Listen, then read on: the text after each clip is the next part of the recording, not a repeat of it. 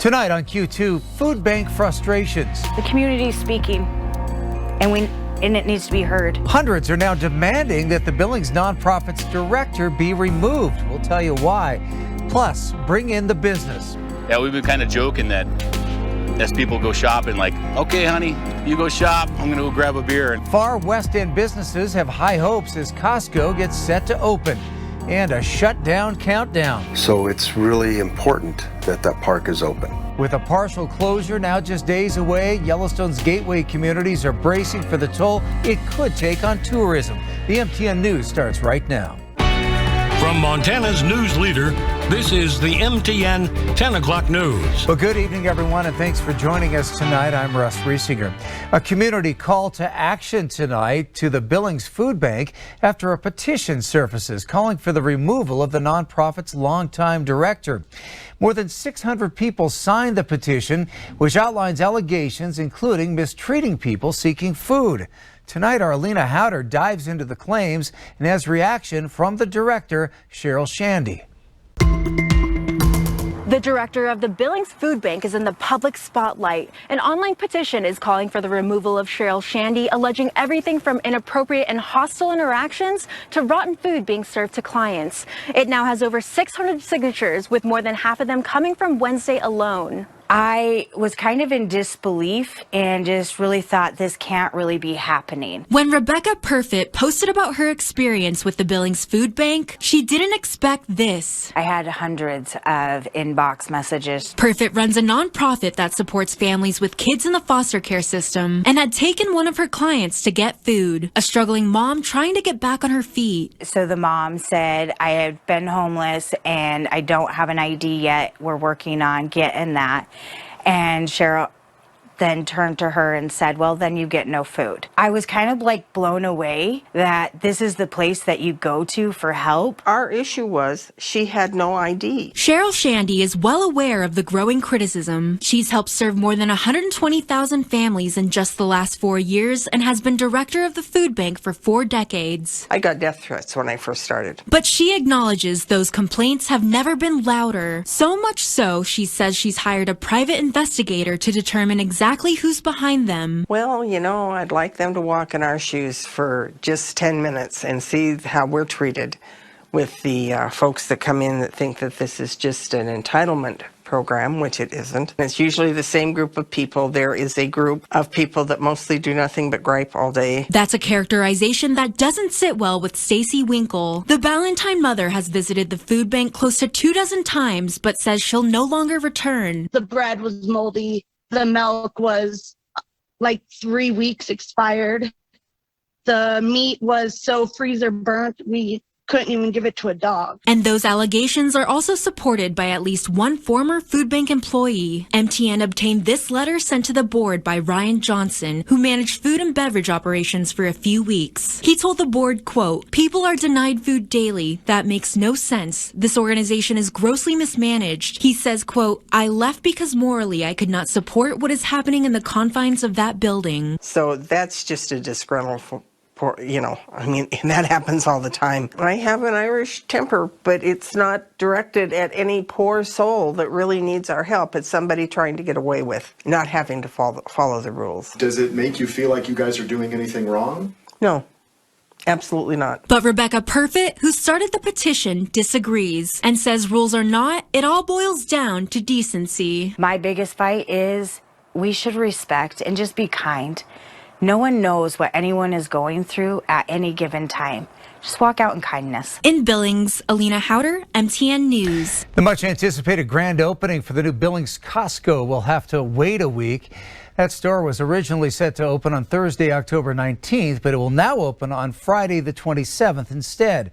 No reason was given for the delay.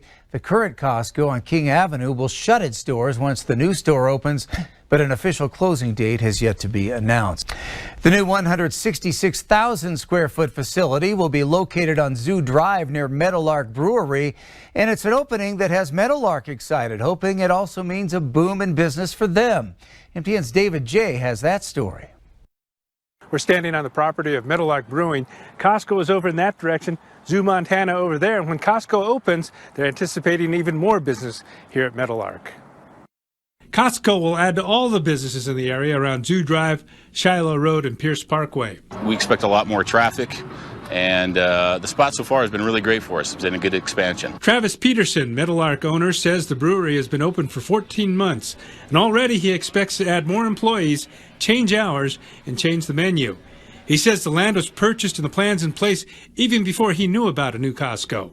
We loved being on the West End because we saw a lot of good growth and development. When we heard that Costco was coming in here, we thought that would be a great boon for business for us. Peterson has seen the crowds at the old store, and as a Costco shopper himself, has an idea about some of his future clientele. Yeah, we've been kind of joking that as people go shopping, like, okay, honey, you go shop, I'm going to go grab a beer, and that's what we're anticipating. And that's what regular customer J.D. Wagner and his friends say. They talked about Costco's effect on Meadowlark. Well, I was just telling Travis that he couldn't have picked a better location, not even knowing, 2 or 3 years ago when they planned. The first Meadowlark opened several years ago in Sydney, and Wagner was among the original customers. It's pretty much the same feel, a good friendly hometown feel. I mean, this is just bigger. Peterson has also been selling Meadowlark beer at Costco, which will be another draw for his business. That's really cool that people can buy our product and then just come right across the road and see right where we make it, look in the window, see the brewery, meet the people that work here. Yeah, I think it's going to be great. In Billings, David J., MTN News. With a potential government shutdown looming, House Republicans spent much of the afternoon holding their first hearing on an impeachment inquiry into President Joe Biden. The hearing, predictably, was a largely partisan affair, with Republicans attacking the president and Democrats defending him. Republicans allege the Biden family received millions of dollars in foreign money through Hunter Biden's business dealings. Democrats say there's no proof the president ever directly benefited from those dealings. The committee says it's issuing subpoenas for Hunter and President Biden's brother James' personal and business records. Democrats spent much of the day criticizing Republicans for holding the hearing so close to the deadline for Sunday's partial government shutdown. President Biden says he doesn't think a shutdown is inevitable, but warns a shutdown would impact millions of Americans, pausing paychecks and even closing national parks. Well, that last one has places like Cody, Wyoming bracing for an abrupt halt to business. Charlie Kleps has the story. With the government shutdown looming, there's many questions as to what Yellowstone National Park will look like in the next few weeks. And for communities like Cody, which thrive off of the tourism the park brings, that raises large concerns for some local businesses. Tourism's it in Cody, Wyoming. If you ask longtime hotel owner Michael Darby what the most important part of the Cody economy is, the answer is simple. When the park is closed, our business is probably 25% of what it would be prior to the park closing. His business, the historic Buffalo Bills Irma Hotel, is one of the many businesses in downtown Cody that rely on park visitors to turn a profit. When it's open, it's like life is good. We've got plenty of tourists, our hotel rooms are booked, our restaurant's full, the gift shop's doing well. It's a good day when the park is open. That's a huge part of our business. For about 4 months, we get a really big boost of tourism. A block over at Trailhead Bar and Grill, owner Nathan Cardos knows firsthand the toll a shutdown could take. Cody's lifeline to the park was also cut off 1 year ago. When it flooded last year, we shut down for a couple weeks. We definitely saw a downtick in tourism and travel. Our business was maybe a third of what it was before the park closed, and then it never really did quite come back. That's why both men are paying close attention to a potential government shutdown. It's still unclear whether the park would close. During a shutdown in late 2018, some national parks locked their gates. Others remain technically open without staff. That was the case with Yellowstone. Hopefully it doesn't happen, but if it does, thankfully we're almost at the end of our season anyway. One silver lining, even though a shutdown would certainly have an impact, not just here, but in all communities surrounding Yellowstone. Well, there's nothing we can do. We can just do the best we can and adjust our business. I do believe that even if it's short-lived, a lot of people will change their travel plans, and our tourist season's probably over. In Cody, Charlie Kleps, MTN News. Montana's Head Start programs could also feel the impact of a government shutdown.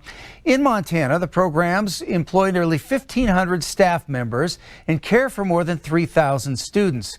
Across Yellowstone and Carbon counties, more than 200 families count on the federally funded early care and education program. Now, the doors will most likely remain open during the shutdown, but it could mean some big trouble for the food that kids receive. Many of the kids are getting breakfast, lunch, and a snack before they go home. We do rely on reimbursement and funding from the Child, Adult, and Care Food Program, CACFP, and that is a program that also could be affected by government shutdown. The Billings program receives its annual funding in July, so the impacts will be more indirect. But for those that receive funding in October, November, and December, the challenges will most likely be greater. Montana's ban on gender-affirming care for transgender youth won't be going into effect anytime soon after a Missoula judge put a hold on that. Now, the law was supposed to start October 1st, but Judge Jason Marks ruled it can't before a trial. Marks says possible hardships to patients, including mental health, losing access to medical care, outweigh hardships for the defendants in the case. That bill would prohibit gender-affirming procedures, including hormone treatments and surgeries for transgender people under the age of 18. There's no word yet on when a trial might happen, but Marks gave the parties 21 days to work toward a schedule. The Montana Department of Justice already has appealed the ruling. Want to share this picture from Jason because we've been talking about it all week. The super harvest moon that's out there. So I don't know if you can see through some of the clouds that have been moving in from time to time throughout the evening hours. Here's a look now with the Stockman Bank weather cam and the almanac for the day. We managed to get up to 66 for a high, 47 for the low. So if you average the two of them out, it was pretty close to where our 30-year averages are. Check out also sunset now happening right at 7 o'clock tonight. We'll look for that just a couple of minutes earlier tomorrow. Temperatures were in the 50s, 60s for a lot of the highs in central and western Montana. 71 up in Glasgow today, 74 over in Minot, 66 in Billings, Livingston, and also in Sheridan. Well, an update to a Lockwood man's pursuit of a state record pumpkin. Joe Nigro's giant gourd did in fact set a new Montana state record, weighing in at 1,325 pounds at a competition in Rapid City, South Dakota last weekend. But it only stood for a few minutes. That's because Mike Cotter of Fairview, who owned the previous Montana record, set it once again with this 1,348-pound entry. These are pictures of Cotter harvesting that pumpkin last week. After winning the contest, he and his wife Holly sold the pumpkin to a local Rapid City company, which will have an artist carve and display it. But congrats to both on some pretty impressive efforts. Well, still to come on the MTN 10 o'clock news here on Q2, a government shutdown could negatively impact millions of Americans. Up next, we'll explain why a simple trip to the grocery store could be a challenge for some. And then in sports, driving for a championship. We'll have all the highlights from day one of the state AA golf tournament in just a bit. From Montana's news leader, you're watching the MTN 10 o'clock news. The ability to go to the grocery store for food or a healthcare center for a checkup is something most of us take for granted. But those services could be in danger for some if the federal government shuts down for any period of time. Phil Van Pelt explains. The government shutdown could have a ripple effect for more than those who just utilize SNAP and WIC programs, as any stoppage could put more pressure on places like right here at Family Service. What happens if the government shuts down and then you're screwed? You know, how are we going to buy food? I mean, we can't right now as it is. Many Montanans may not feel the impacts of a government shutdown, but for June Krebs, it's a scenario that has her panicked. We're living off a generator. We spend $200 a week on gas. And we don't run the generator all the time. You know, we do without electricity, without all that stuff. Krebs and thousands of other Montanans who benefit from the federal government's Supplemental Nutrition Assistance Program, or SNAP, could see their benefits dwindle. If you make Social Security, well, crap, man, you're not making enough to pay the bills and buy groceries. And if you work, like my husband does right now, you don't make enough to pay the bills and buy groceries. The shutdown also has those who rely on the government's WIC program worried. WIC provides nutrition assistance to almost 3,000 women, infants, and children in Yellowstone and surrounding counties. We are hoping that this shutdown lasts as short as possible. Kate Monger is the WIC and Family Health Services Program Manager at Riverstone Health. Fortunately, she says benefits will continue through October, even if the government shuts down this weekend. Unfortunately, we don't have too much information quite yet on what we would do if it did extend beyond that point. But it's that scenario that has many worried, and one family service here in Billings is bracing for. Individuals who are receiving those funds, if they don't receive it past that October deadline, would rely on us. So we're seeing right now around 120 families every single day in our food room, and if we had to see more, it would just really affect on how much we can put out through the food room. Food that Billings residents like June Krebs rely on to feed their families, and a place she'll certainly continue to turn to if and when a shutdown happens. And sometimes they run out of stuff and sometimes they don't. You just kind of, any little bit helps nowadays. In Billings, Phil Van Pelt, MTN News. Well, on the nice day scale, had to be close to a 10. And the pictures certainly bared that out today, Russ. Take a look. Chris shared this one out on the Yellowstone. You can see the beautiful waters. Things starting to look a lot more fall-like there. How about up into the Beartooth? Courtney caught this one before the snow starts to kick in. It has once already. We'll likely see more here during the month of October. Nancy Brown will also caught this beautiful sunset from last night. And one last picture also catching those great colors from around Powell, Wyoming. Send your pictures to weather at KTVQ.com. Very nice. We'll be right back. Storm Tracker weather starts now with meteorologist Ed McIntosh. Welcome back. We're going to start with the Stockman Bank weather cam looking downtown. Oh, okay. I got to talk more about the weather. Well, I was talking about the temperatures warming up here today with those temperatures typical for this time of the year. And regionally, well, we saw the cooler temperatures over in western Montana today, a little bit warmer towards the eastern plains. Tomorrow, we'll see even a little bit more of a significant warm up. Temperatures this hour at 57 degrees, got just a little bit of an east breeze, the humidity up to 42%. So we're getting a little more moisture in the atmosphere, but that's going to build as we start getting later in the week. Temperatures in the 40s through southwest Montana, 40s, 50s. Check out, it's still 58 for you right now in Miles City, 57 at the Billings Airport, but in the 40s from Livingston, Cody at 49 and 50 in Sheridan, Wyoming. Regionally, if we zoom down, you can see a little bit of shower activity showing up on Doppler radar, but overall, we're just looking at temperatures that are around seasonal averages here this evening. Hopefully, as we showed you the picture of the moon, you can maybe check that out if you want. And as we back the view up just a bit, well, we're looking at this little impulse coming in across southeastern Montana. A few showers will remain, but we also have a little bit of an upper level wind pushing those along. Let's take a look and see how things are going to shape up as we get in towards tomorrow. So while we get that chance of showers pushing through tonight, we'll see sunshine mixed with a few clouds through tomorrow afternoon. Temperatures are going to warm a little bit into the eastern plains, but let's push it another 24 hours, take the view back just a little bit, and notice these upper level winds increase, and that's going to warm the temperatures even more. Forsyth, Miles City, Baker, Broadus areas, perhaps northern Wyoming, you can see a boost in the temperatures as well. Saturday, we could be looking at temperatures 75 to even low 80s across eastern Montana and portions of northern Wyoming. Cooler from Billings to the west, but still seasonal. And then as we start taking it into Sunday, that's where the low starts to creep up into the picture and creates areas of rain showers. Could be a little heavier in a few pockets, but for the most part, higher elevation snow, a little bit, and then rain showers off and on. Sunday through especially Monday morning favoring southern Montana, then this whole system starts to push away and leaves us under a northwesterly flow, so that keeps the temperatures in check into the early part of next week. Let's take a look at the morning. Temperatures will be in the 40s. Some low 50s are possible in the eastern plains and southwest Montana or southeastern Montana, but 30s closer to the mountain foothills. Tomorrow, readings in the low 70s.